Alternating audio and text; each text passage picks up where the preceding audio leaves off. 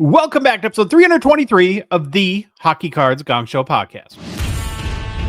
It's your friendly neighborhood hockey-loving goofballs. Welcome to the Gong Show.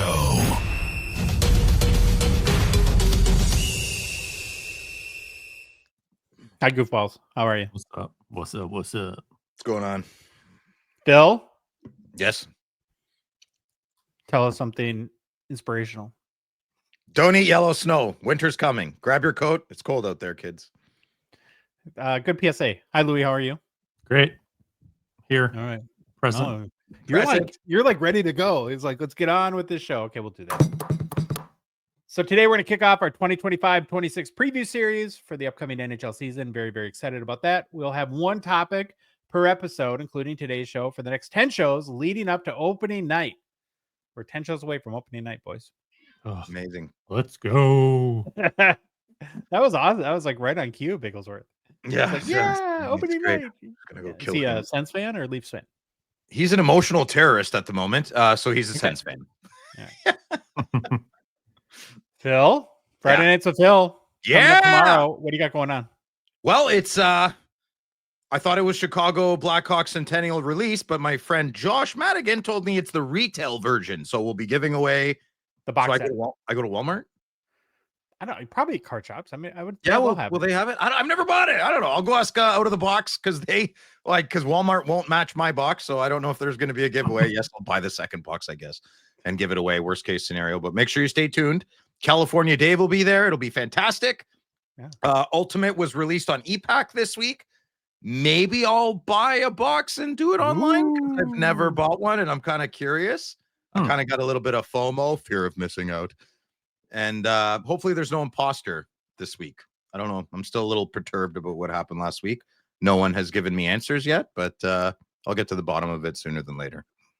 On the whole EPAC thing, we had a suggestion in our Discord to have Ben Barry back on.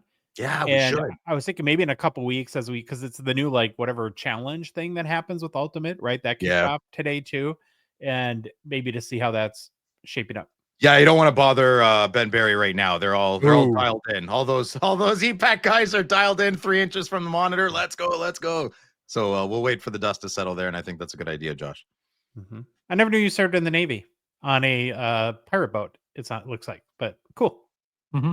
Oh yeah, I love boats. I always thought I'm not really a nautical man, but I like a good creepy boat. Mm-hmm. You know, treasure on there somewhere. I've never heard somebody said like a creepy boat, but the Goonies, One-Eyed Willie. Oh yeah, fair. Hey, you guys. He looks like Brady. Sloth. He looks like Brady Kachuk. Mama, you've been bad. It's true.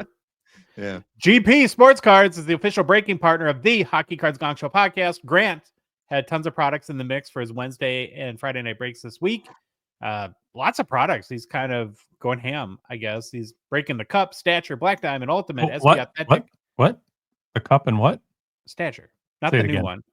Stature. Say it again. I love that word. I love Okay. stature. Yeah, coming up. Black Diamond Ultimate Collection, SP Authentic, Ingrained, Clear Cut, and even Leaf Hockey Metal Legends. Mhm. Who knew? Super. There you go. GP Sport Cards is the place to get your spots. Now, the Friday night breaks are very popular, so head there right away and get your spots early. And if you have a big collection to sell, Grant, he buys them almost daily, it seems, now. So call him at the store or message him on Instagram to set up a time to chat. Also want to take a minute to thank PCI, Private Collection Insurance, for their support of our show. If you have any amount of value in your collection, now I want to be clear, Phil, you have a large collection with no value. So we'll see how this shakes There's out for you. value, big boy. Just not numismatic value, maybe. Numismatic? Well, I don't know, fiat.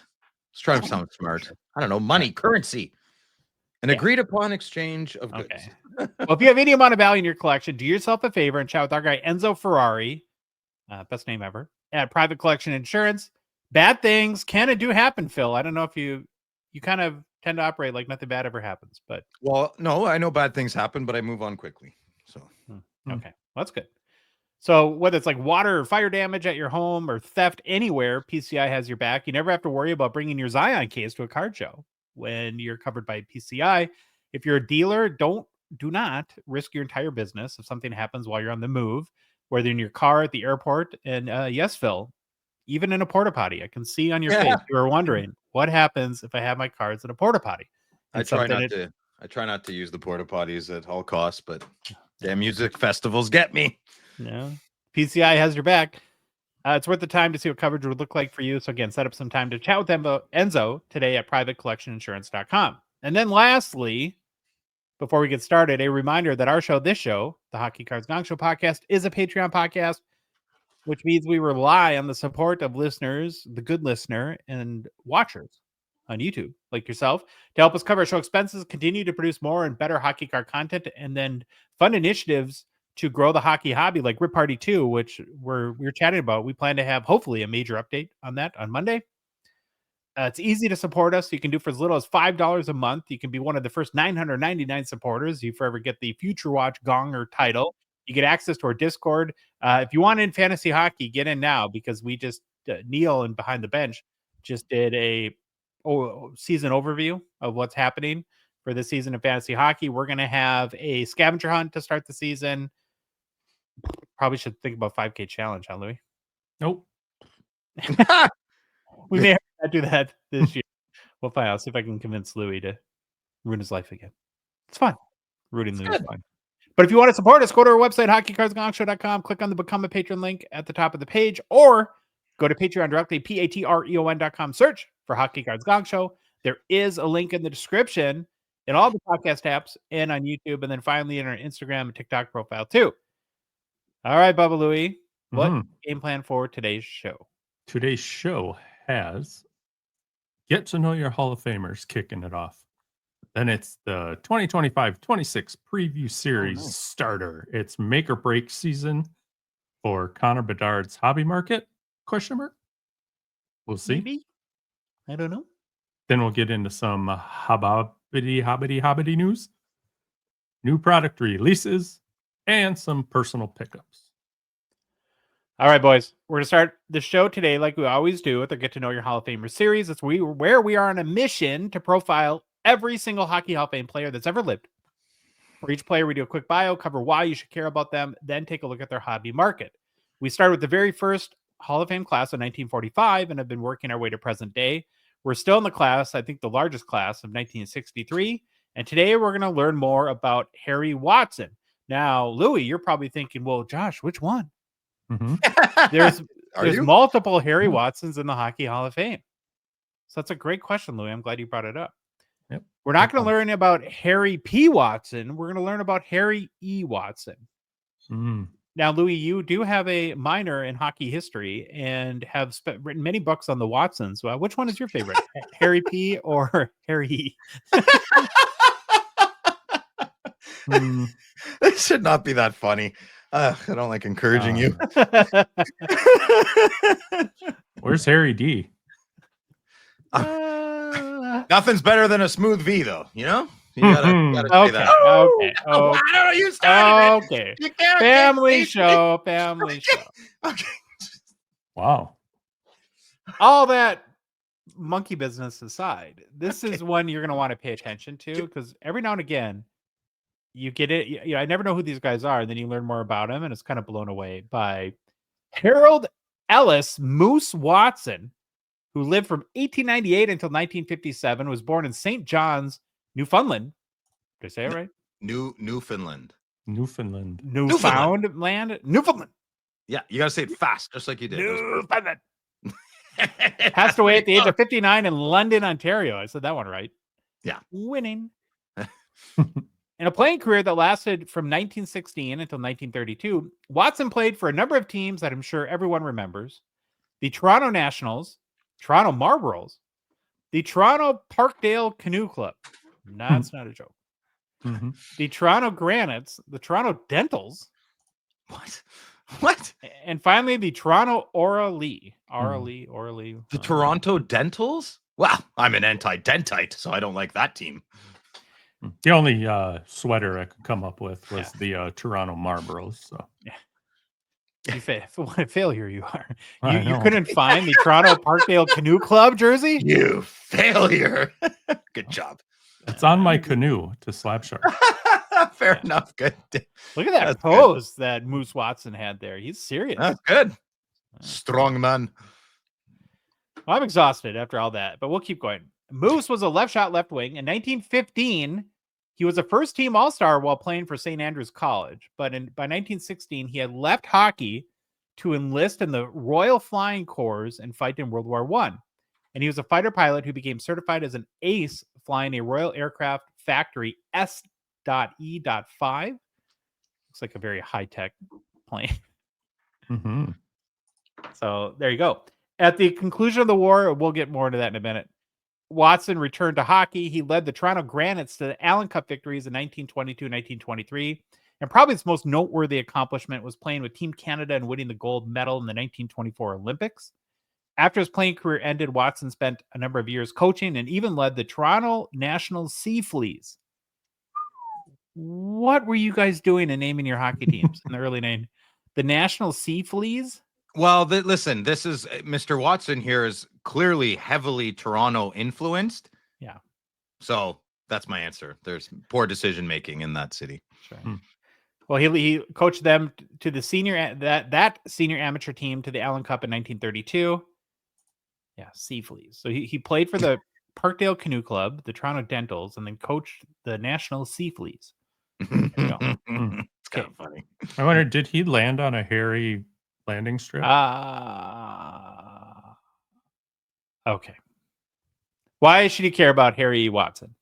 Harry Watson wasn't just born into hockey like some stars. He was born in St. John's, Newfoundland, spent part of his childhood in England, and then grew up in Winnipeg, and finally landed in Toronto. By the time he was a teenager, he already had his patchwork upbringing that gave him a bigger-than-life presence. When he suited up for St. Andrews College in 1915, he was the guy.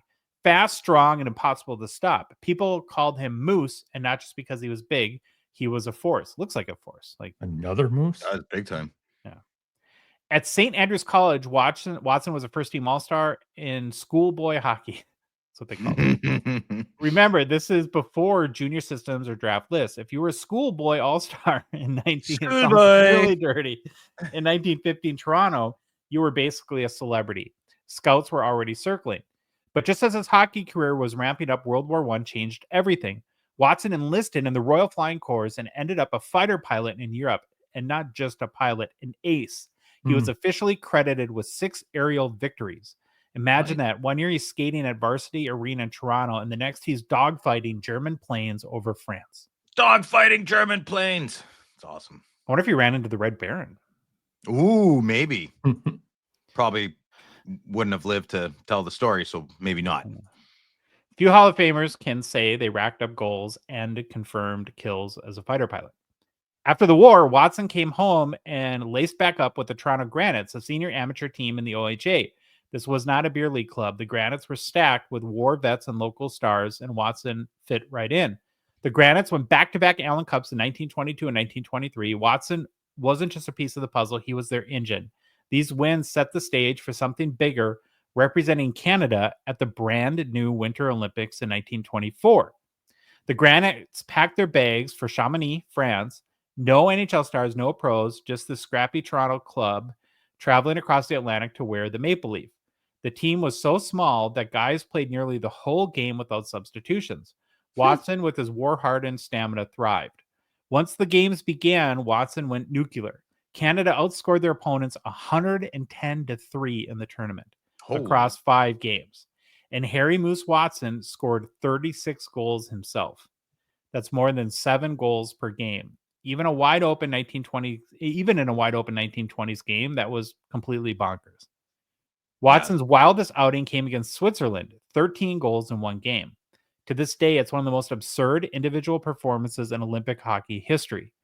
Reports said the Swiss goalie was practically in tears, and the crowd just laughed in disbelief every time Watson scored. The gold medal match against the United States was supposed to be Canada's first real test. Shocking. Early on, Watson took a wicked cross-check to the mouth. He kept playing, blood running down his face, and still scored.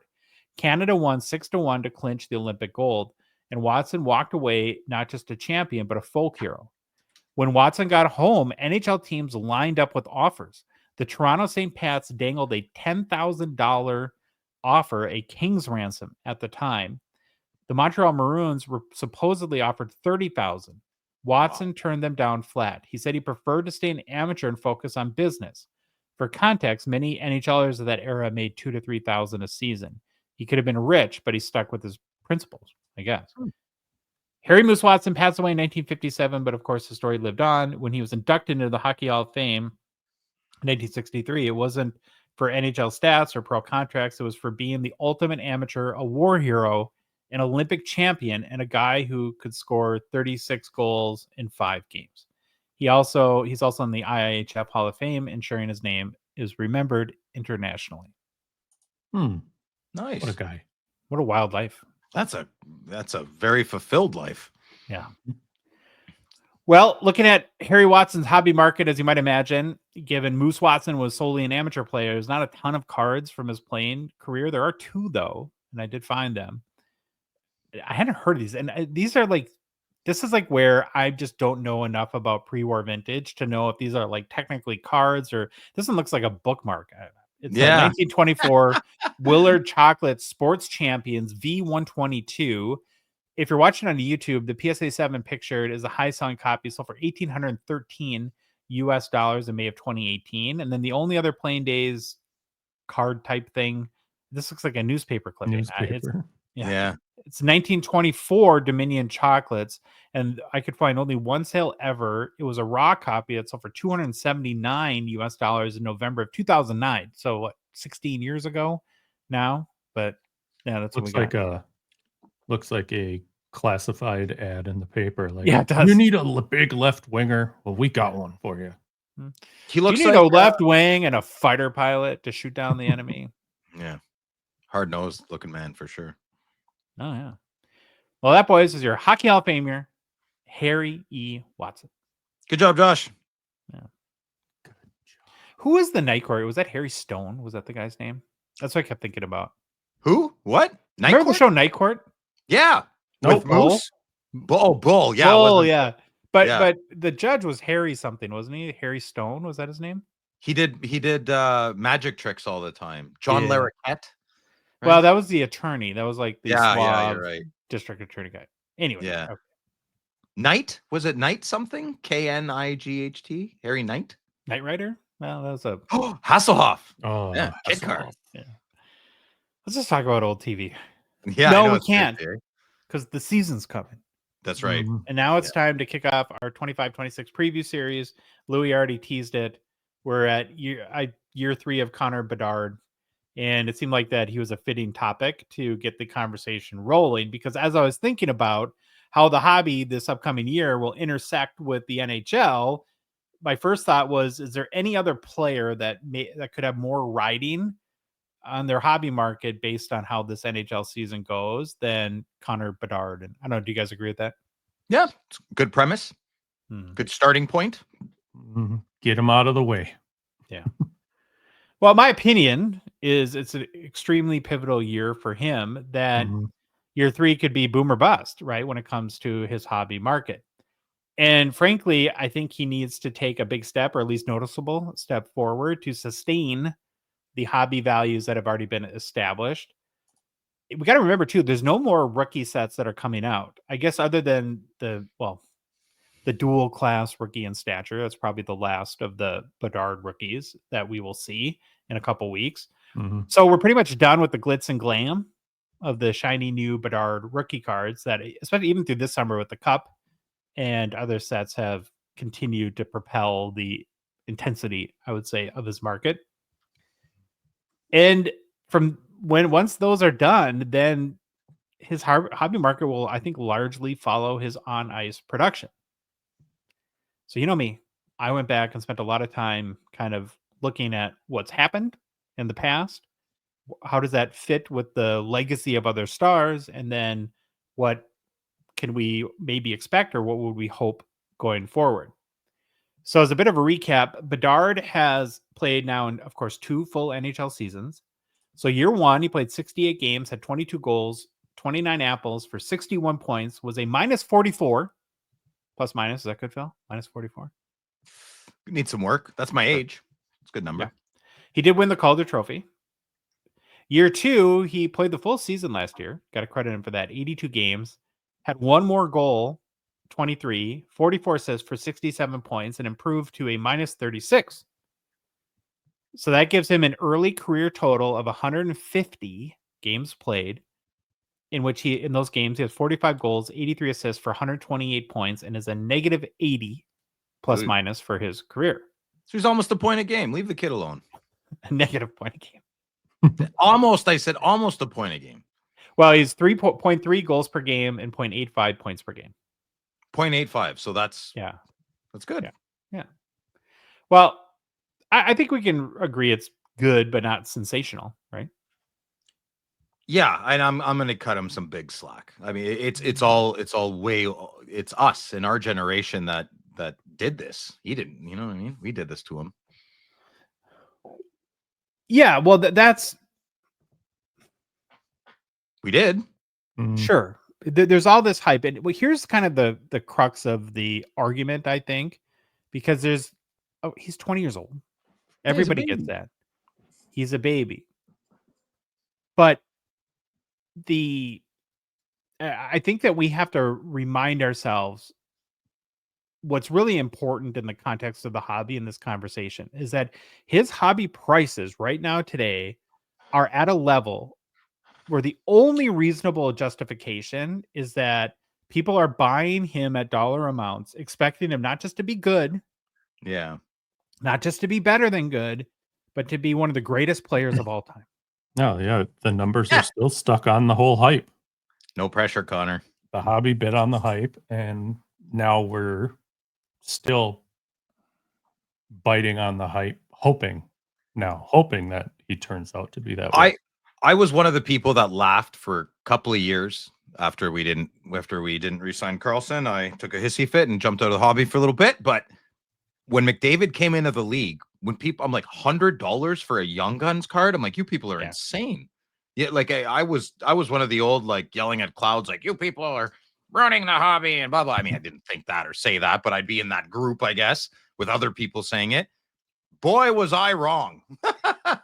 Boy, was every smart, super smart hobby knowledgeable person 100% wrong about all those crazy Connor McDavid prices in 2015 and 16 and 17, right? It never really went back to, all those people are smart. If you bought all his cup cards, all his shield cards, all his exclusives, all of Seismic Golds in the first 2 years, you would be a multi-millionaire right now. Sure. So one maybe difference though is that he delivered right away. And I think that like in this whole conversation around Bedard and the importance of this year, I think that's important context to keep in mind. So check this out. I think this will blow your guys' mind. Okay, then I switch it to Crosby because he didn't deliver right away. How about that? He almost missed. He almost retired forever with his problems, right? Oh, we'll get into that. Okay, just hold on. Buckle up your bucket. So let me start here. I think this will blow your mind. Okay. In just 2025 alone, so since January, there's been 78 Connor Bedard sales of more than $5,000 US. That's a lot. And I wanted to compare that to other players.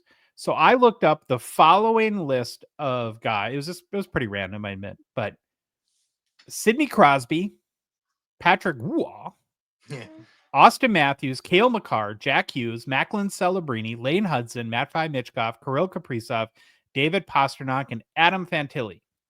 Combined, these 11 players have 73 sales of $5,000 or more this year. Again, Sidney Crosby, Patrick Waugh, combined. I hear you. Bedard has 5 more sales. So only Wayne Gretzky, Alexander Ovechkin, and Connor McDavid have more sales in 2025 of $5,000 or more than Connor Bedard. And because of that, I don't think you can judge Bedard as a normal 20-year-old at these prices. If you're spending, Phil and Louis, $15,000 on a rookie card and expecting to have like John Tavares' career or Sidney Crosby, right? That's like Sidney Crosby plus kind of level of investment. Now, again, not that John Tavares has had a bad career, but look at the difference in their hobby markets. So while I understand that many people are probably listening or watching right now are tempted to comment, man, he's just 20 years old. Give him some slack. Like, as your words, Phil, give him more of a chance. I don't. I think that logic is actually least applicable from the hobby sense, not the hot. We're not talking about hockey. I know what you mean. We're to Connor Bedard, unless we want him, or unless we want to write him off as of right now as an expected all-time great. I don't know. Maybe that's the answer. Maybe people just assume he won't get to the Crosby and Ovechkin heights. But if that's the case, then why are people spending $15,000 on rookie cards still? Because we're sick in the head. That's why. So when you get back to the question at hand, is year 3 boomer bust for Bedard? To this point, I think much has been made, and rightfully so, regarding the quality of the team that Bedard has. Right? We all know the Blackhawks have not been good, and that hasn't helped him at all. I do want to offer a comparison, though, and you brought him up, Phil. Sidney Crosby. Mm-hmm.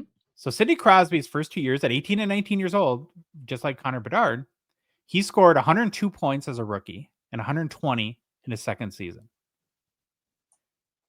The 2005-06 Penguins during his rookie year were awful.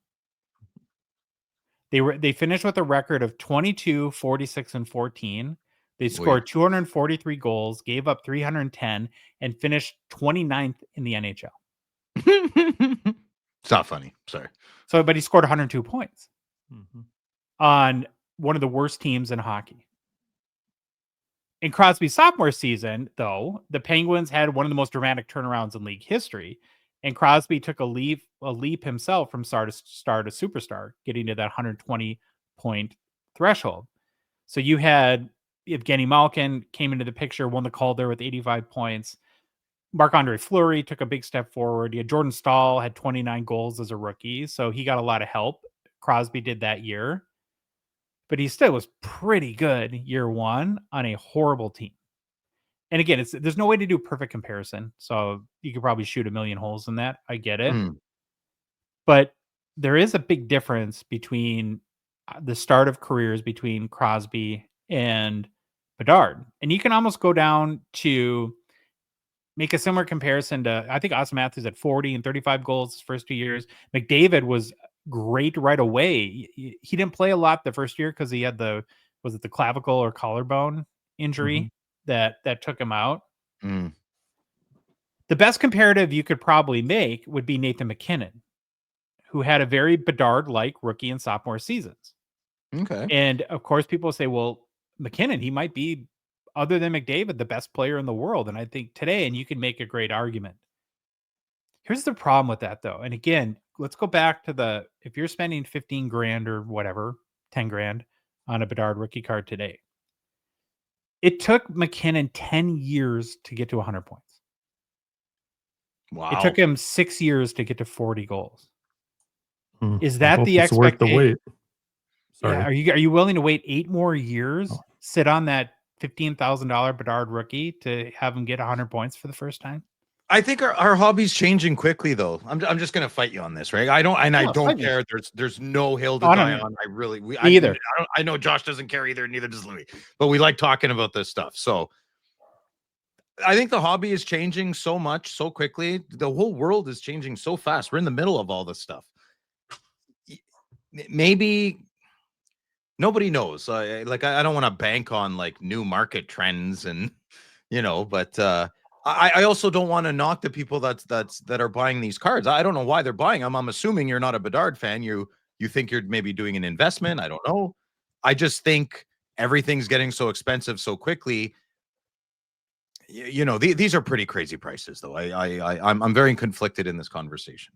But of course. And let me be clear, right? I am not. It's just like the whole McDavid conversation. I'm not rooting for him to fail. The best thing for all of us is for Connor Bedard to literally set the world on fire. I want nothing more than that, because it would make the hobby really fun. I have no big Bedard rookie card, so I have no skin in the game one way or the other. But I'm 100% rooting for him to be successful, because I don't relish in people, if it goes the other way, losing a lot of money on cards. Why would I want that for anyone? not, I guess, vindictive in that way. You made in the whole McDavid kerfuffle, though, you had, Phil, made a comment about that I think is applicable. If it takes a long time for Bedard to get there, assuming he does, Yeah. what's going to happen when the Gavin McKenna, or the name we don't know yet, comes around and steals the hype? That's the thing. Yeah, there's other players that are coming, right? Like, yeah, I mean it. And then after McKenna, who's after McKenna? What if Yes. Michael Misa does really good this year? Mhm. You know, it's gonna be interesting. But I think just the name's gonna carry weight even past this year. Yeah. I think it will. If Bedard does a little bit better than last year, he'll. So I mean, we just went through a rocket ship of FOMO, right? We all did. I have Bedard cards. You have Bedard cards. We all. So there's an emotional toll that still lingers. There's a lagging indicator. I still think his cards will bring in big bucks. If he gets like 25 points less this year, misses 15 games, gets benched once, yeah, trouble on the horizon. But if he stays the course, just put your head down, kid. Keep going. I think his cards will still carry. I'm not justifying it. I'm just saying I think that whole name, Connor Bedard, will carry a lot of weight. He does have a ton of height. But again, that's where I get back. That's where I get back to, it's a really pivotal year. How that it's sort of a fork in the road juncture. So I threw out 3 different scenarios, and I wanted to get both you guys to comment on what you think that would mean if each of these happen. Okay. So scenario 1 is a slight regression. Let's hope this doesn't happen. But let's say he plays something like 70 games, has 20 goals and 59 points in year 3.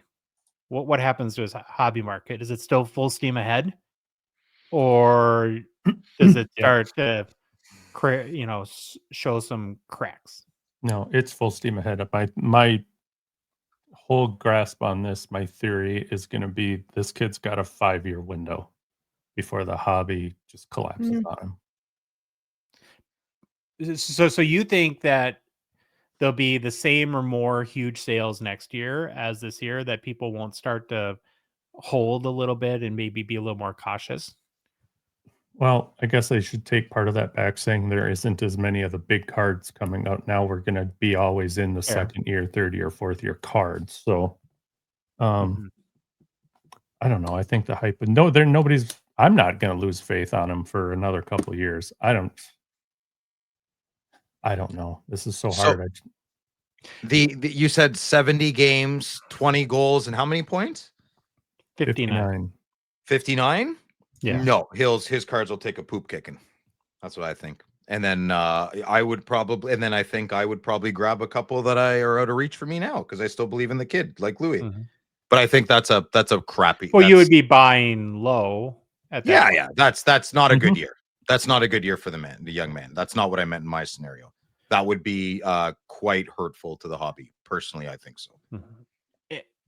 And I feel, again, that I should mention, fair or unfair, I mean, he doesn't care one way or the other, but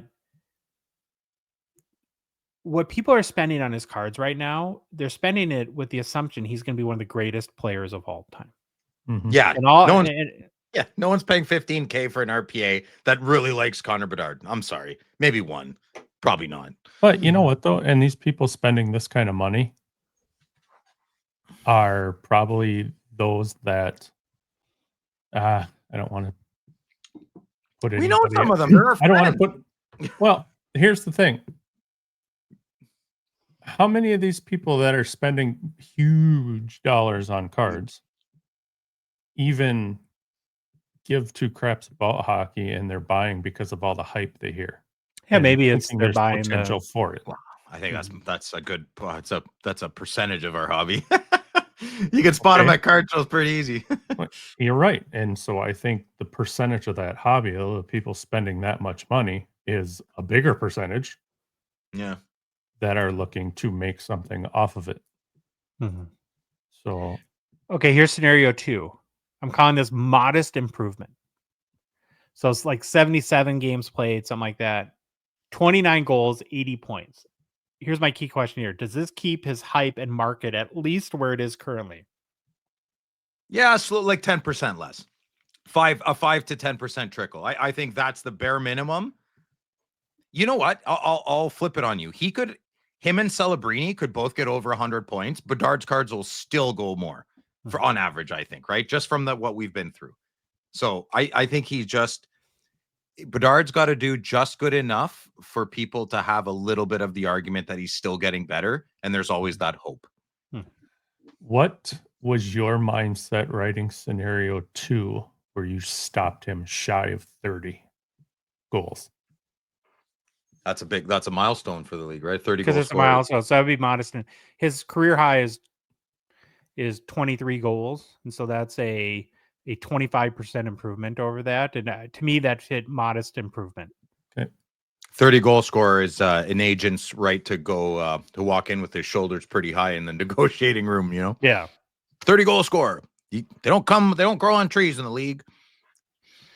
The next scenario might be different for all of us, but what I wanted to figure out, and I'll start with kind of what I came up with, is what's the minimum production level he needs to reach for most fans and hobbyists to be really excited about year 3 and say, okay, he's on track where we thought he would be. I came up with 35 goals and 90 points. That's 90 points plus. I don't care goals or assists. 90 points. Yeah, I was going to say 90 points in there. Yeah. You do 83 points, meh. You do 91, whoa, he's trending good. Yeah. Okay, here's another question. Okay. Oh, well, let me add to that, though, first, that I think 100 points would be a huge bonus. If he gets to 100 points this year, then not happening. Full steam ahead. But yes. Well, we don't know. If he's on San Jose, yeah. Oh, my God. Well, I'll go back to Crosby did it in year 1 on an awful team at 18 years old. That's Sidney Crosby, okay? 2 different players. Sure, but not happening. You're flustering him. Go ahead, Josh. Come on. I'm not flustering. Okay. What I want to know as of today, your percentage of confidence, each of you, that 15 years from now, Connor Bedard will be seen on the same level of career and glory as Connor McDavid, Sidney Crosby, and Alexander Ovechkin. What's your percentage confidence that will happen today? That's what as Crosby and Ovechkin? 5. 1%. 5. So what you're saying is that people are like dramatically overspending on his cards. Yeah. Okay. Mm-hmm. Did you? I thought like 35%. Look at me. I'm the optimist in the room. Did you put me in a corner? No, wait a minute. Put words in my mouth. Okay. I need to save myself. I think most hockey cards are overvalued right now. And I do believe we're in a house of cards, pun intended, that will fall. 100%. Within the next 5 years, there's going to be a reckoning for sure. Maybe 6. That's my opinion. And this just feeds the machine of that thought. So you've been spot on with bringing up comparative players today. You mentioned Macklin Celebrini a few minutes ago, Phil. Yeah. This is interesting. So the Athletic just released their top prospects under 23 years old, and they rank Macklin Celebrini ahead of Connor Bedard. I don't disagree with that at all. I can't agree nor disagree. I like Bedard's got, but I know enough about Bedard. He's a fighter on the ice. He's got some jam. He's got a lot of jam to his game. I'm really excited to watch Celebrini and his cadence on the ice, his tone. Is he a fighter? Is he a grinder, or is he like Austin Matthews and just does that? So I'll buy that. To me, and believe me, I'm not like a scout, but I've read a lot about Bedard, and I've mentioned this before, that the big concern is his skating. And so I think, even more so than goals and points, if the people that really, really know hockey are convinced that his skating is markedly better this year, that would be a very good sign. Big sign, big green flag, right? Mm-hmm. And man, this year's, I haven't been this excited about hockey in like 15 years, man. I'm so excited. Very, very excited for all this young group of young lads to see what they can bring. Fairness and conversation too, as part of these Athletic rankings, they did put both Celebrini and Bedard in tier 1, which they're calling projection to be an elite NHL player. So it's not like they're dogging Bedard. I just thought it was interesting that they ranked Celebrini ahead of him at this point. And Well, I want these kind of are would Canadian. too. I'm not These at are this point. Canadian I'm not. boys, man. I want them both to do great. I want Celebrini and Bedard to. Well, I mean, they can't be on the same line, but maybe one of them can play winger. I don't know. Like, it's not a bad 1-2 for my country, you know? It's a win-win like for me. I don't disagree with this. I'm not saying like you said, Phil, can't agree, can't disagree. Yeah. If they could have had them flipped, and that'd have been like, okay, sweet. I can't disagree with that either. Yeah. I don't think it's a mile. I don't think they're miles apart either. No. Yeah. So they're pretty close. What I did really find interesting about this, though, is that, or maybe it was more of a question, in that could the momentum of hype be changing when you have big media outlets now knocking Bedard down, even in the tiniest of pegs? Well, yeah, that is something. Oh yeah. You mean, how can you explain, like, what, like we're watching Sports Center, or you're watching your ESPN, whatever, and like they're kind of not speaking of Bedard favorably, that will affect the hobby card market? Is that what you're saying? They're speaking of somebody ahead of him. Oh, yeah, of course. Yeah, that'll hurt for sure. Yeah. Well, I just wonder if it's a signal that perceptions are changing. Because to your point about the hobby market, it's largely perceptive. Right. Connor Bedard, I don't think anyone can argue, has done anything. He's done nothing to this point to justify his prices, other than having tremendous hype and a huge amount of potential. And he was branded as a generational talent. And that might be the case, right? Because not all talent is actualized. And to become an all-time great, one of the greatest players ever, which again is how people are buying this kid, you have to actualize that talent. And I think that's what's to be determined. And to me, going back to the premise, that's why this is such a pivotal year. I think we're going to learn a lot in year 3. Whatever you hear, read, watch, look, the hobby's going to follow it. If people start talking down on Bedard 2 months into the season and bring up somebody else, I think the trend's going to follow. That's how people always are. They can't make an opinion for themselves. They just got to follow what somebody else or some other group is saying. And exactly what you said, Josh, that's what they did with Bedard right here, the hype, the generational player. And it boosted it, but he hasn't played in 2 years let's just call, maybe it's a new category. You're not playing to your card's value, you know? And of course, going back, the team thing is valid. And we've talked about that before. I'm just not super confident. And this is an area of concern for me, that I think the Blackhawks didn't do enough this offseason. So you have Frank Nazar, who's in year 2, and let's hope he gets better and doesn't regress. You pick up Spencer Knight last year. I think that's a good thing. It's, that'll probably help with the minus 80 plus minus. I'm a big fan of Spencer. Let's go. Yeah. But their key veteran signings were Andre Burakovsky and Sam Lafferty. It's like, God, can you do a little bit better than that? And well, maybe they're being patient. I don't know, but yeah, that sucks. And again, going back to the Crosby comparison, is he had a disaster of a team in year 1, and by year 2, now he's got Malkin and Jordan Stahl, and I think they had re-signed Mark Recchi back to the team. So it seems like, I wasn't there, but that the Penguins said, "Oh God, we got something with this kid. Let's surround him with help to make sure that Crosby took a huge leap." Yeah, they better do that in Chicago. It's not like that's it's like when my old Greek family always go hysterical at old Greek funerals. Like, what, they're 94. You didn't know they were going to die soon? Like, it's over dramatic, right? It's right in front of your face. They got to get someone for Bedard. They got to soon, right? And I don't think rushing these decisions. He's 20 years old. I hope they're talking to him about it. I hope they're talking to his agent, just like they did with Crosby.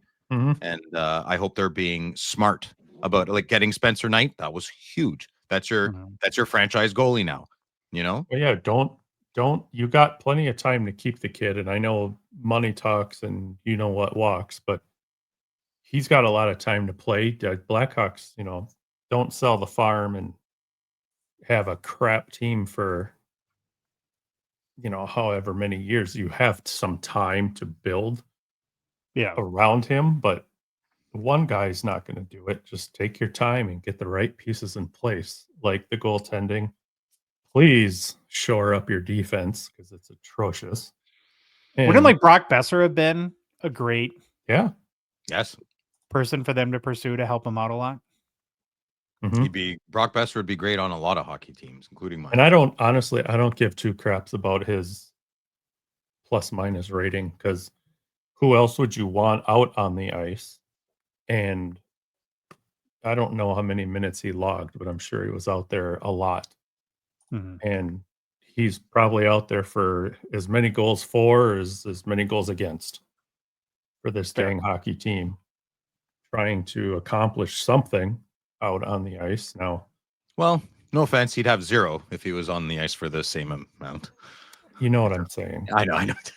Sorry, Yeah. So I'm not, I plus minus is, some people are stuck on it. I think it's a stupid rating, but I kind of like it. It's good. It's a good indicator, like yellow lights. It says I think it says something, but to your point, Louis, it's not the complete picture. That there's a lot of other variables that factor into it. That and some of them are outside of the player's control, which is a very fair point. The last I'll make on this is, I do think there will be a lot of attention on the Olympics, and if he doesn't make the Team Canada Olympic team, that can't be good for his hobby market.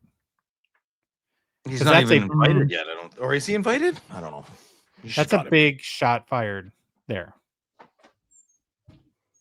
That's a big one. one. And what if Celebrini or Hudson or some of these make it ahead of him? What does that mean? Buckle up. Yeah, that'll we'll see what that means. We'll find out. I'm confident the kid's gonna have a good start of the year. We'll see. Oh, me too. I hope so too. This is a what if, and again, the whole premise is why I think this year is such a big year for him. Hopefully, he has 100 points and scores 80 goals in the Olympics, and you just lose to Team USA in quadruple overtime. Because Austin Matthews pumped in the game winner. He didn't pump in anything. Jake Sanderson did. That's right, Louis. But he didn't. But if he did, he did. Yeah. Okay. Yeah. Any other closing comments on this? No. Let's go, I think kid. we covered it pretty good. Yeah. Let's do it. Okay. I want to see him turn it up and be the player that we did. I'm not going towards generational talent. Just be that guy. Be that kid, lead the team, make something happen. I know NHL players, they're all good, but I wanted more out of them still these last couple of years. You could take, junior teams around here. All those kids are good. Or take a Bantam AA team. Those kids are all good. But even that one best kid, or if you're calling him that Connor Bedard, he will stand out on any of those teams. And I wish he would have stood out like that, these first 2 years with the Blackhawks. So we'll see. I want it to happen. The more I thought about this, the more I looked into it. I'm buying less and less the whole kid argument, because when McDavid was awesome, he was a kid. When Crosby was awesome, he was a kid. When Ovechkin was awesome, he was a kid. Why does that matter to them and not Bedard? I don't know. I think it's just a way of saying let's give it a little bit. I think that's all. But I can ping pong it back and forth too. Oh, no matter what happens, if he turns it amazing, then of course people are they're gonna say, why did Josh hate Connor Bedard? Why did Josh hate Connor Bedard? And then we'll say, he doesn't like Connors. and he could have like 7 awful seasons in a row, and they're just like with the whole Laffy thing. There will people that will die on the hill of Connor Bedard. He's only 29. Leave the kid alone. He's a kid, man. Oh, just entering his prime. Play for 30 years and have just one more cup than McDavid, and he's that much better. Eli Manning effect. Mhm. Eli Manning, he's better than Peyton, but he's not. There's no way he is. But it's I know. hilarious. I get I it. want to be at that family's Thanksgiving dinner, man. It's got to be so funny. Oh, poor So Archie. again, everyone out there, we're all rooting for him. Please keep that in mind. But let us know in the comments if you think this is a big year or not. Would love to understand how other people think. Slab Sharks is a Gong Show partner sponsor. We're thankful for their support of the show. The current Slab Sharks weekly eBay auction ends tonight. Another one ends tonight. Huge cards, more shields. The home of the shield. Slab Sharks auction. We got David Rook. Oh yeah. I got filled. I got Philliped in last week's Slab Sharks. Phil, I had a card not paid for. Oh, there you go. Yeah, 2 more weeks and then you'll be like me. I probably shouldn't have said that. Well, for the record, it's like we have actually data on this now, and they're right. It is less than 2%. So Yeah, you guys can go be butthurt. I'm not butthurt. He brought me in. Louis, what'd you do this to me? Oh, I'm sorry. It had nothing to do with you, Phil. Thank you. No, I can be butthurt, Balto. Why bid on it then? Damn it. Yeah, you can mock the turkeys that do this. Yeah. Mm-hmm. Well, yeah, life of an auction. There's McDavid rookies. There's Crosby Young Guns PSA 10 getting a lot of steam and lots more bangers ending tonight. We'll be live on the Gong Show YouTube channel with Canada's most beloved and Phil thinks he's the cutest hockey card dealer in Sylvain Cormier to break down all the key cards closing. Nice hair. And of course, we'll get goofy with the chat like we kind of tend to do around here. It's been a huge week for submissions from U.S. consigners to Slab Sharks 2. It's been heating up in a big way. I guess makes sense because the season's starting. Oh, and also because Slab Sharks is amazing. They make your life super easy and simple to sell your cards on eBay because they do it all. All you got to do is get your cards to them and Slab Sharks does the rest. Plus your cards get included in the biggest weekly hockey auction there is. This is the auction that, of course, you want if you're in the hockey hobby. This is the auction you want your cards in. We're here to help. We're here to help. If you're an American, you can submit through us, the Gong Show, and not have to worry about shipping internationally, which of course is a pain and a hassle. We'll do it for you. So for complete consignment information and get the process started today, head to slabsharks.com. Hobby news. Hobby news. News from the hobby. Well, Phil, you made the comment that the trading card market was a glass of cards. Let's see if this story changes your mind or only reinforces the belief of the upcoming doom and gloom and how everyone's going to lose all their money and live in despair. That's what Phil predicts for this. Chicken Little. The sky is falling. Yeah. Well, this story comes from collect.com. No, you didn't say it, Louis. Thank you. Overall, last month, collectors spent more than $416 million on trading cards online in August. Holy moly. The highest amount ever recorded by Card Ladder, which has been tracking online marketplace sales since 2010.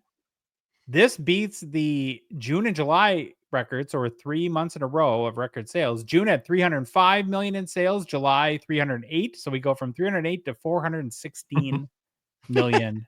That's 108 million more than the previous record.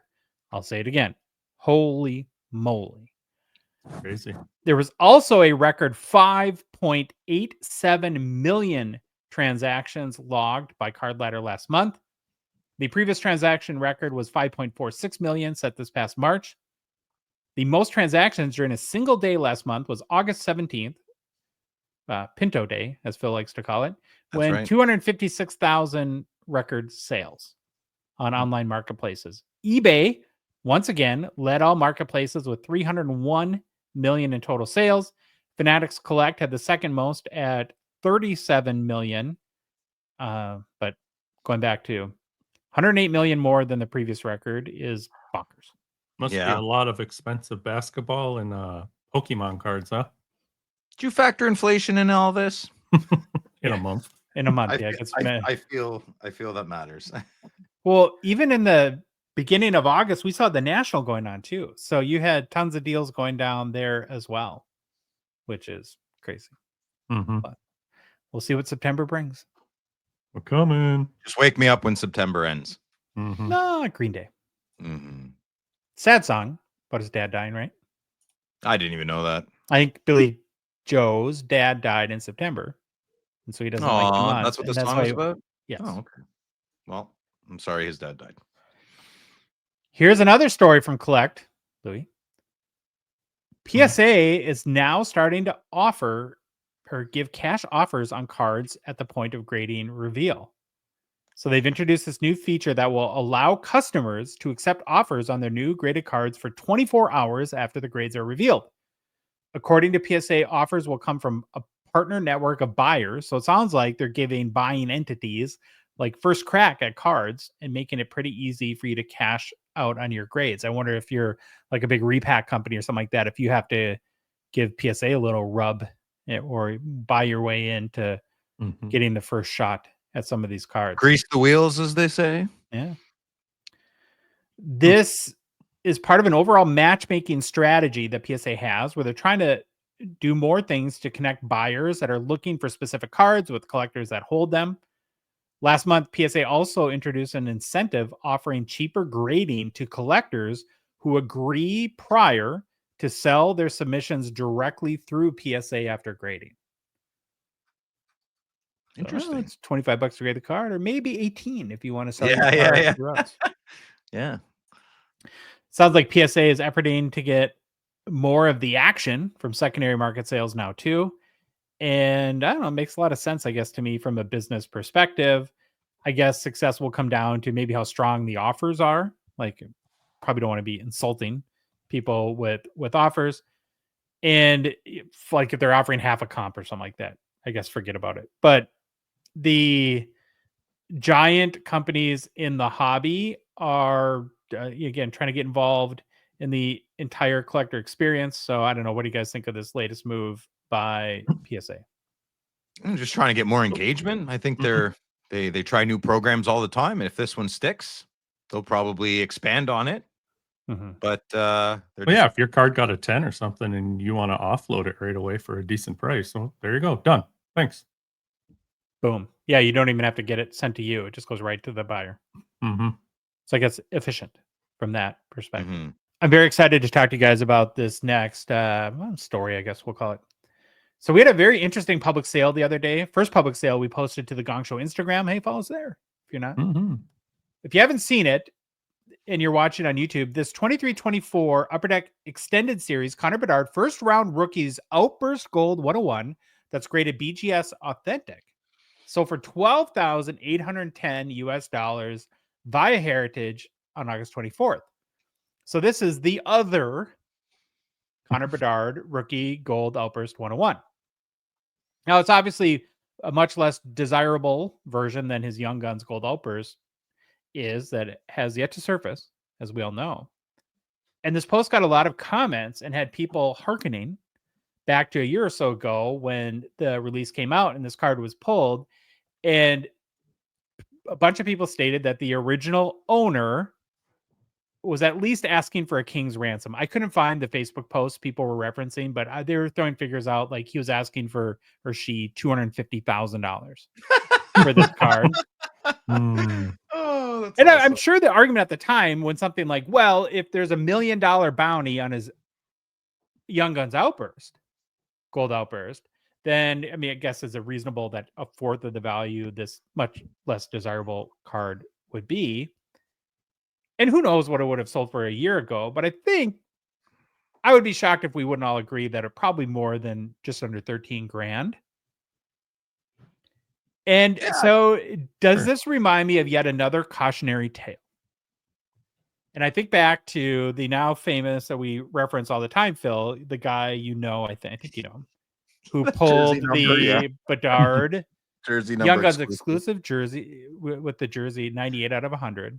Yeah. And wanted an insane amount of money. Like again, something like 250,000 or something like that, right? Yeah, he had the offer for 70, I think. And I was like, dude, I don't know a lot about this stuff, but I would take that. I really would. And yeah, he didn't. Yeah. Yeah. Well, the great thing about this hobby is that you continue to learn the longer you're in it. And here's something that I've learned, I think definitely through the Bedard experience and in the last year when it comes to monster cards like this.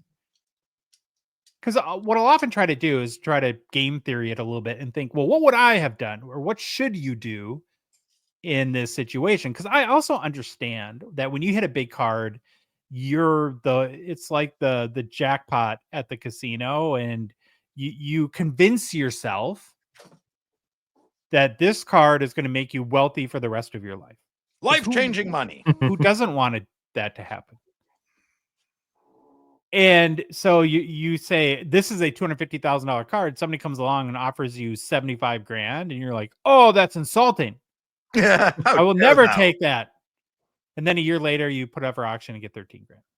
I'm sure the guy who offered the 70 large is probably like, whoo, dodged the bullet. I don't even know if that happened, but I'm just kind of throwing out hypotheticals. Yeah, you know what though? Ultimately, I don't know if he got offered 70. Maybe just said that as part of the story. I don't know. Maybe. So here's what I think.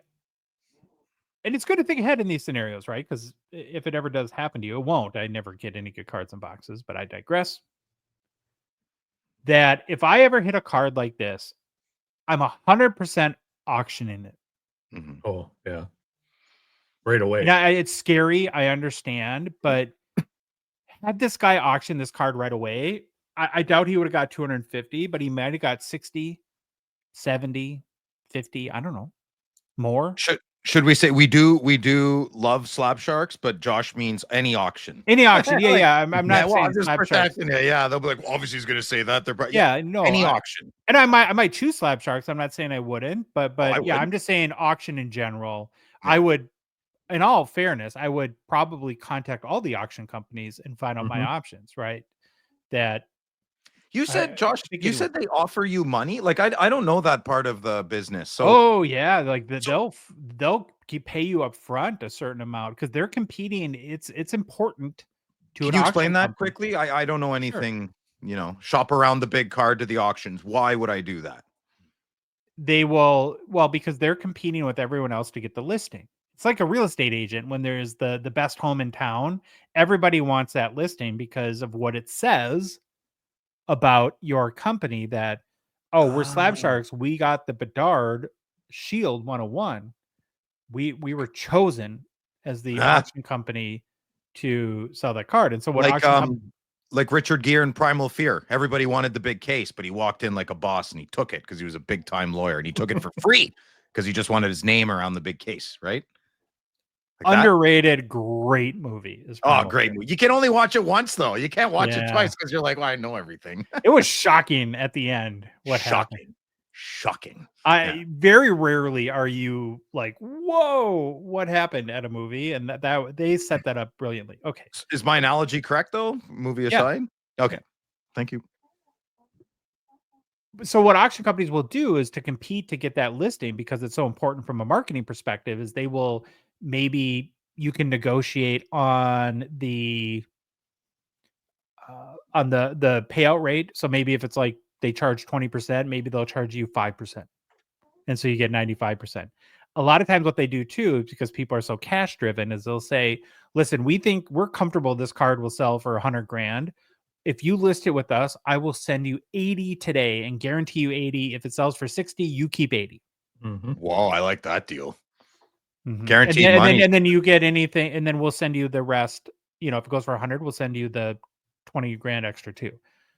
Right? Because even if a bad auction result happened, then the auction company would just consider, like, let's say they guaranteed 80, it sold for 60. Then they would, if I was running that business, I would say, well, that was a $20,000 marketing expense, and you write it off. Mm-hmm. Okay. So that's why they do that. But getting back to what I would do, and then I want to hear what you guys would do, is I'm 100% auctioning the card, because that's the only way to find out what the true value is. And I think what we're seeing repeatedly when these big monster cards get hit are people that are way overinflating the value and getting big time burned by that down the road. And it kind of comes back to what we've preached on the show for a long time. Take the win. Take the W. It's like the people that go and buy a box of flagship and maybe, like Series 2 on day one, and you hit a Celebrini and you see that they're selling for $500. And what your mind wants to tell you is, well, what if this is worth $1,000 3 months from now? But we know it won't be. So resist the urge and take the win. And so I have now decided if I ever do hit a big card, and I won't because I have no luck. Manifest I'm a it. pessimist. Manifest your success, Josh. Okay, when I hit a huge card, I'm auctioning it. I don't know. Boy. What do you guys make of these situations that seem to keep presenting? Yeah, I'm all. It's anything else stresses me out. It really does. Unless there's a guy who's offering me a crazy trade. Like if I hit this Bedard and Matt Lee's got the exquisite Brady Tkachuk rookie. I know Matt Lee wouldn't care about this card, but let's say he did. He'd be like, I'll trade you that Brady. Done. I would take the Brady Tkachuk. So I would have to have my friends, Louie and Josh, say, Phil, hold on a sec. You might be able to sell the card and still buy the exquisite from Matt Lee, you know, like something like that. But I don't think I'm the best person to ask. I don't think about the money right away. I want what I want in my hobby. What advice would I give to a friend of mine who's new in the hobby? I would probably say you should auction that, because then you're getting kind of more guaranteed money. I'm really excited at what you said about shopping around the auctions. It's like, hold on, Heritage. I got Ken on the other line. 1 sec. All right, Ken. Heritage is saying this. Can you beat that? Like, I like that. That's you 100% do that. Yeah, it's good. And I'd you call my make boy them Karn first, obviously. compete, of course. Yeah, Sure. What about you, Louie? What do you think you would do if you hit a product hit monster card? Well, let's just say it's this one. I would auction it right away. No questions asked. Gone. Get it listed now. What if Part I of could it- get you a Cup Medano 101 patch auto? Trade you straight up. Yeah, if it's something like that, yeah, I might hang on to it. Yep. Get the money and choose to buy it. Yeah, well, Phil and Josh would have to say, no, Louis, auction it because you could still buy the card, right? Remember what I said? For the record, too, my opinion of this card is it's not like that. This is probably what it's worth. I think so. I kind of like this card. I would rather the gold outburst of this than the one on the ice. Even though You'd they're rather kinda have this cheap. than his Young Guns? Outburst Gold? No, not the young gun. No, not that one on the ice. The one This where he's is- holding up the card. That's the the canvas. Canvas. Yeah, I'd rather that than the oh, there's no gold outburst of the No. canvas, I guess. Yeah. No. Well, let's edit that out. No, let's let it that in. Let's turn the Actually- volume up, actually. Louis, would you mind repeating that? No. Yes. 7 times? Canvas. Yeah, I'd rather that than the oh, there's no gold outburst of the No. canvas. Canvas. Yeah, I'd rather that than the oh, there's no gold outburst of the No. canvas. Canvas. Yeah, I'd rather that than the oh, there's no gold outburst of the No. canvas. It's good to think about what you would do because your mind is going to work against you in these. I can totally see myself convincing myself that, oh, I've hit the lottery here, and Really? I gonna don't. buy I a would boat. never think that. I would instantly have anxiety and be like, oh my god, now what do I do? You know, I'd probably have to broker. I'd give it to Dave. I'd be like, Dave, just I trust you. Just take care of this for me, please. I would. I don't want to deal with this. Yeah. I like good traders, you know, good trader. This isn't a trader. I mean, it is, but it's a seller. This is a seller card. This is a seller. Sure. Mhm. New product releases brought to you by Gongshow friend and partner Mint Inc. The next trade night at Mint Inc. is Friday, September 12th from 6 to 9 p.m. You can reserve your spot for free at mintinc.ca. Mint Inc. is also growing rapidly right now. Holy cow. They're continuing to build one of the biggest and best hobby brands in North America. So if you go on their website, mintinc.ca, there's 9 open positions. Mhm. Wow. It's crazy growth. Should I get a job there? I could work the counter. Yeah. Yeah. You could get into maybe inside intel from Upper Deck. Who knows? Yeah. I could be a mole. Oh, I'd be the worst mole. Like, Phil, are you a mole? Yes. Should we send Philish to work there? Yeah, you probably have better luck. Yeah. I'm not a good fibber. Or you can wear my heart on my sleeve a little bit too much. Well, if you've always wanted a job in the hobby and live in the GTA, I can't imagine a better company to work for than Mint Inc. And whether you're looking for the newest hockey releases, and of course, Mint Inc. has them all at either their amazing store in Vaughan or on their website. They're also getting active on Whatnot, streaming pretty much every day for hockey and all the other sports. TCG, V Friends, I know they do a lot of that. Mhm. Johnny loves his wrestling. So they do that as well. Make sure to follow them on Whatnot and get notified of their upcoming streams. And if you go to the store, don't touch any of the merchandise if you're not going to buy it, because the owner gets upset and tells you to put it down. So, Like the Batman helmet you tried to try like on? the Batman helmet. What's the point of having a helmet in the store if you can't put it on your head? Makes Fair. no sense to me. Don't touch the bag of fruit. Like, well, I want to eat it. No, that's not what it's for. Like, okay. Today, we have the next hockey release on the calendar from Upper Deck, the Chicago Blackhawks Centennial Box Set that came out today. Now, this is the retail version, so it's important for everyone to know. I don't know what that means. That What do you mean you don't know what sold that at like means? Target and Walmart. What? There's no autos in it because it's at Walmart? There's What are you making it No. for? Settle down. Can you explain it? I'm trying to get to the point. Okay, sorry. Go ahead. Okay. I love how excited. I love your enthusiasm. Well, We'll call it misplaced enthusiasm. You're good. Please be excited. I was very excited to get my new Chicago Blackhawks tin, and then I find out it's a Wally World box. Well, 2026 is the Centennial season for the Blackhawks. We had the Bruins Centennial last year, and the Blackhawks are next up. And actually, it's a big year for Centennials. We have the Red Wings and Rangers too. So you're in luck. You're going to get a lot of. Exciting. I'm sure we'll see sets for those guys in the those teams in the distant future. And coming on the heels of the success of the Bruins release, I think a lot of people are pretty excited for this one. So today we're going to do a high-level, Phil, overview of the checklist and design so you can get a sense of what you might get in one of the box sets. And remember, the complete checklist is available right now on hockeychecklist.com. Okay. In the base set, there's 100 cards in the base set. It features a mix of current and legendary players. In each box, you will get one whole complete base set, Phil. So you get all 100 base cards. And then boxes will have selected parallels too. So for the base, there's two different parallels. There's bronze, which I think is what we're looking at right now for Jeremy Roenick. You get 3 bronze parallels per box. And then there's a gold, which comes 1 per box. Okay. So pretty much everyone you'd expect is in the base set. Yes, including Bedard. Bedard decks. Next are autographs, Phil. So you do get your autos. 61 players in the base set have autos. All are sticker, though.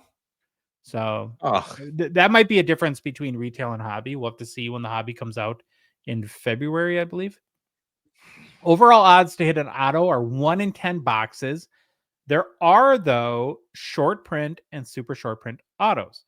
The SSP list includes Connor Bedard, Marian Hossa, Doug Gilmour, Patty Kane, Ed Belfour, Bobby Hull, Corey Crawford, Glenn Hall, Paul Coffey, Jeremy Roenick, Dominic Hasek, Chris Chelios, and Artemi Panarin. Did you say Doug Gilmour? Yeah. Mm-hmm. He's not. I don't even think Doug Gilmour would be in their top 50 or 100 players of points. Whatever. No, he's on the super short print. Who's on the team in the last 100 years? Yeah, no, I know, but when you think Doug Gilmour, I don't even put Chicago on the list. Like, put Steve Larmer on there. Like, what? Maybe he is on there. I don't know. Then lastly, there's one insert set. Masters of the Madhouse. Do you guys get the reference on this card? Like how you're a good master at fishing? Masters of is that a like Amityville reference? Well, thanks for asking, Phil. The nickname Madhouse is tied to the Chicago Blackhawks' longtime home arena, I didn't the know Chicago that. Stadium, which was in use from 1929 until 1994. The arena earned the nickname the Madhouse on Madison, since it's located on West Madison Street in Chicago, because of its raucous, deafening atmosphere during Blackhawks games. Fans were notoriously loud, and the building itself amplified sound. Its pipe organ was one of the largest in the world, and the acoustics made the national anthem famously thunderous. Cool. I like a loud barn. Yeah. Now, these are issued 1 per box. There's no parallels, and 18 players on the checklist. All are legends, no current players. So 1 in 18 to hit a specific player. That's it. That's the box set for the Blackhawks Centennial release. And as I mentioned, there will be a hobby release as well. Right now it's slated for February. And if you can pre-order that on minting.ca. What is this? Like DVD, VHS releases staggered in 8 months? That's crazy. Okay. How long does it take to make a tin box? Okay, you know what? Maybe I'm not buying it this Friday. I'll buy it. Whatever. So it's about $230 CAD for pre-orders through minting.ca. US pre-sales are like in the 140 to 150 range. It seems like though that these Centennial releases are very popular and They're people awesome. chase them. Yeah, the Boston one was a beautiful surprise. I couldn't believe I was buying it. I was like, I can't believe I'm buying this, and I had such a great time opening it. If you are remotely a Bruins fan, go pick one of those Centennial boxes up, man. When the Habs one comes out for the 2026, I hope they do it. I don't know. We'll see. I think When is there a Centennial? Oh, I don't know. I just figured they're just going to bust them all out and force a. I think their Centennial was like 10 years ago. Yeah, I know, but they're not going to come out with something Centennial Plus. I don't know. Centennial plus 10. I want the uniform tin though. Do you know what I mean? I want all my original 6 teams to have that tin. Breaking news: the Montreal Canadiens Centennial was in December of 2009. Okay. Well, I guess I'll go on eBay. Yeah. I don't know if there was a Centennial release. Maybe that wasn't a thing back then. Maybe. Don't know. Okay. Personal Pickups is sponsored by Pather and the Ultimate Holder. If you haven't tried an Ultimate Holder, well, now is the time to do it. They're just so different. First, they're acrylic in construction, which is important. I'll explain why. Normal old one-touches are made of polystyrene. Go. Don't stop. Keep going. Well, you're the guy that forgets everything, so It's just. I know what you're doing. Just keep going. You really like saying acrylic. Yeah, acrylic. Yeah, it's a nice word. It's a nice word to say. Polystyrene. We learned a big word, so we're going to use it. Words are important, Phil. Well, you might be wondering, Phil, what's the difference between acrylic and polystyrene? Well, let me tell you. Acrylic is stronger, clearer, and more scratch resistant. Now, that sounds important to a hockey card collector. Mm-hmm. Yeah. It doesn't get cloudy like the crap we're used to. Josh hitting hard today. Pather also has UV protection to keep your autos from fading. The best part is they're basically the same price as a one-touch. So head to shoppather.com or shoppather.ca today to order a few and see it for yourself. Don't trust Louis. Nobody does anyways. See it for yourself. Josh is a jerk today. Hey, Louis, what's going on over here? Yeah, that's all good. His own mom doesn't even trust him. Mm-hmm. His own mother. What'd you get, Phil? Nothing. Yeah, Phil. Oh, no, that's not true. I did get cards, but I can't show you. Oh, Secret Phil. I can't. I'm making a video. No one's gonna watch. My least favorite version of Phil is Secret Phil. Mm-hmm. That's always been. I would love to share with you, but I just can't. Listen, I would love to flex right now, but it's just not the time. But yeah, a little breakfast sausage there for the ladies. Or I meant my arm. No. Yeah. Oh, nice. Little being the operative word. Right. Freudian slip there, eh? Yeah. Mm-hmm. Well, Louis, if it's not too much to ask for you to share your cards with the audience, It's not. do you have anything to share for personal pickups? I'll even show 2.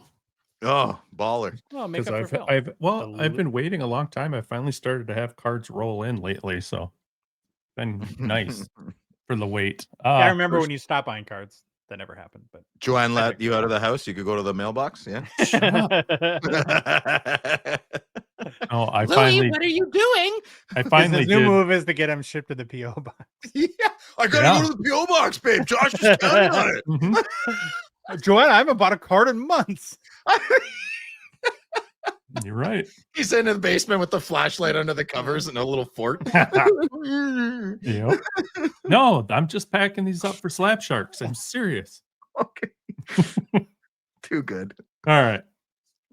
Small but mighty here on the first one. Didn't realize what it was going to look like until I had it in hand, and holy crap, I think they are so cool. So what I picked up, good listener, is a 2018-19 SP Game Used Frameworks. Oh yeah. Nico Heischer. Thanks, Phil. That's okay. I posted in Discord. Neil IFC showed me this card, and I was just like, I've never had one before. Yeah, let's check it out. And I tell you what, if a player you collect has one of these, they are so awesome. They are super cool looking. So It looks nice in hand. I got to hold it. Mhm.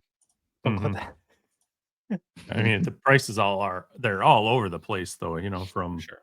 10 to $100 depending on who you want. But I it's a really cool card and worth it. And then my next one, I got reached out to on Discord. Somebody said, "Oh, I was just flipping through my cards. I didn't even know I had this in here, and I thought of you." It's a 2015 Leaf Superlative Famous Fabrics 1,000 Point Club Mike Modano. It's the gold 101. Offered it to me, and I said, "Yeah, what do you want?" Gave me a price. I said, "Sure, send her over." I didn't know anything about this card, didn't know they existed, and then I saw there was an out of 25. I'll be 100% honest with you. I probably wouldn't have bought the out of 25. Sure. But because it's just a gold 101, yeah, I'll take it. Sure, you got it. Yeah. Here's why I can get behind this card. If you can't show the logos, if it's not licensed, then don't even bother and try to have some crappy image that looks weird to Mike Modano. Mhm. So I prefer this to some in a generic green jersey or something like that. Right, just green jersey, no logo, no nothing on a helmet or not. Yeah, I can't do that stuff. But this, yep, I'm with you. Good point. So that's what I have right now. Good pickups, Louis. Very good. I had one card to show today. It's a 23-24 Metal Universe Z-Force Super Rave out of 50 for Alexander Ovechkin. Raw. I'm into raves. Glow sticks, everyone. I like these cards a lot. I like weird stuff. No, they're cool. Phil hasn't said anything. Why not, Phil? I said it's nice. My audio cut out when Louis was talking, I guess. I don't know. It's a nice card. Can you go on and explain why you love it so much? I like the polka dots for you, not for me. It's very colorful for you, not for me. You like drop shadows on names and such, and there's a big green drop shadow there. And I know you like OV more than Crosby. And I know you're a big Z-Force guy, and you love your Metal Universe. So this is a Josh Madigan card if I've ever seen one. Oh, thanks. I agree with you. You're welcome. Yeah. Nice grab, bro. Thanks. Wow, we did normal podcast length today. Feels good. Yeah. It's Thursday, so it is some big work week for Thirsty everybody. Thursday, as we used to say in college. Throwback Thursdays is what I used to say. Yeah. I could turn back time. Okay. 80s music, eh? Sure. Do you guys know what Glass Tiger is? Do you know the band Glass Tiger? No, they weren't very good. Yeah. Yeah, I know. They're very Canadian. Yeah. They're 80s Canadian. Was the lead singer a guy named Gord? Probably. I'm not knowledgeable enough about that. What about Red Rider? Like Tom Cochrane? Do you know those? No? Okay. Life is a highway. I wanna ride. No, that's not Red Rider. That's Tom Cochrane. Oh, yeah. So he was in a band called Red Rider. Yeah, don't worry about it. It's okay. When I was at the Green Lake basketball camp with my buddies in 7th grade. Was it church camp? It was at St. Cloud University. Yeah. And it was a basketball camp. It was like an overnight stay for a week thing. That was the summer where that song was on the radio every 6 minutes. Do you guys know who Bryan Adams is? Waking Up the Neighbors? Yeah. Okay, well, I don't know. He's Canadian. I don't know if you know. Yeah. I mean, you're not big hip guys. Tragically Hip's big up here. What about my boy's gonna play in the big leagues? My boy's gonna knock him dead. That's Tom Cochrane. Yeah, I played that song when Cole was born on repeat, and Cole doesn't play hockey, so fail. Yeah. Okay. We done? Yeah. But geez, to be a normal podcast link, we can almost start over and do the show again. Yeah, I know. We're not going to though. If you like the episode, please leave a rating, review on Apple, Spotify, whatever podcast app you listen to us on. If you love the show, even despite Phil, and want to support us, or want to chat with us on the Hockey Cards Gongshow Discord server, please consider a $5 a month donation. Join our $999 support level tier on Patreon. Link is in the show description, with our Instagram, TikTok profile, on our website, hockeycardsgongshow.com, or on the Patreon website directly, patreon.com. Search for Hockey Cards Gong Show. Follow the Gong Show on social media. We happen to be on Instagram, Facebook, TikTok, Twitter, and YouTube. And boys, the Hockey Cards Gong Show podcast is a production of Dogbox Ventures, LLC. Hope you have an awesome weekend, and we can't wait to be back with you on Monday. Baba Louie, your time. Bye. Yo, it's the Gong Show. We're dropping the facts. Hockey cards on fire. No holding us back. Josh looking sharp, the face of the scene. Feeling pork chop pants, rocking it clean. Baba Louie in the booth. He's the man with the plan. The best producer in all the land. Gong Show Nation, let's hit the flow. It's the Hockey Cards Gong Show. Let's go, let's go. Wanna say the minute show. I got a little package.